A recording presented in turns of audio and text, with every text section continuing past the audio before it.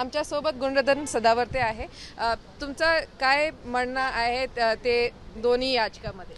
पहिली याचिका जी आहे ती घरांवर जे मराठा आरक्षणाच्या विरोधात बोलतात त्यांचे हल्ले करणे, जे बोलतात त्यांच्या आस्थापना जाळणे, हॉटेल जाळणे, गाड्या फोडणे आणि त्यासोबतच माननीय सर्वोच्च न्यायालयाने 2018 जे निर्देश दिलेत, जे कोणी हल्ला करतील, जे तोडफोड करतील, पब्लिक ट्रान्सपोर्टची तोडफोड करतील त्यांच्या खिशातून वसुली केली गेली पाहिजे।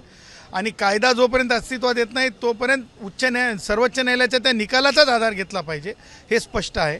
दुसरी याचिका जी आहे ती आहे की आरक्षणाला मोठं दाखवण्यासाठी माजी काँग्रेसचा एक कार्यकर्ता आहे जरंगे नावाचा, तो कार्यकर्ता जे आहे त्याच्या लोकांकडून अशा अघटित घटना घडवत आहे। त्याचाच प्रकार म्हणजे सोलापूरच्या पंढरपूर येथे एका माळी समाजाच्या युवकाचा खून करण्यात आला आणि तो खून लक्षात येऊ नये म्हणून त्याला निपटारा करण्याचा प्रयत्न झाला। आम्ही फॉरेन्सिक त्याचा अभ्यास केला, आम्ही रितसर तक्रारी केलेल्या आहेत।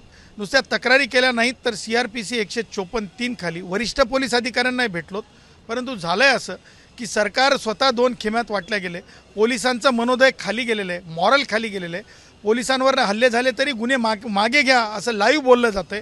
मंत्री लाईव्ह ऐकतात, माजी न्यायमूर्तींच्या समित्या नेमतात, ते सुद्धा म्हणतात की कसे पोलिसांवर हल्ले झाले गुन्हे मागे घेत। ह्या सगळ्या गोष्टी लक्षात घेता आणि त्यासोबतच जरंगे हा 26 तारखेला मुंबईत येऊन जे आहे शेअर मार्केट, मंत्रालय, सांकेतिक भाषेत सांगत आहे की मुंबई कशी डिस्टर्ब करणार 3 करोड लोक घेऊन। ह्या दोन्ही गोष्टी ज्या आहेत जरंगेला पावबंद करण्यात यावं, मुंबईत येऊ देऊ नये। दुसरी गोष्ट जरंगेंच्या लोकांकडून जे हिंसा आहे, हत्या आहे, या अशा हत्यासारखे प्रकार होऊ नयेत आणि ती हत्या 302चा गुन्हा दाखल होऊन त्याचा तपास व्हावा, याच्यासाठी त्या माळी युवकाला न्याय मिळावा, 2 कारणांसाठी ती याचिका दाखल केली आहे। पंढरपूरच्या केसमध्ये तपास काय नाही? पंढरपूरच्या केसमध्ये तथ्य आहे, तक्रार आहे, CCTV फुटेज पोलीस आत्तापर्यंत रिकवर केलेलं नाही।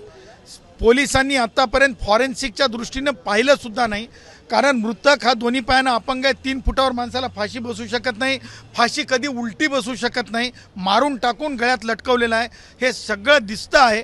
परंतु पोलीस दबावपोटी आहेत आणि त्यामुळं पोलिसांकडून अपेक्षित असं काहीच होणार नसल्यामुळे त्रेस्त एजन्सी CBI मार्फत चौकशी व्हावी, तपास व्हावा, याच्यासाठी उच्च न्यायालयावर आम्ही निर्भर आहोत। न्यायालयामध्ये काय होईल?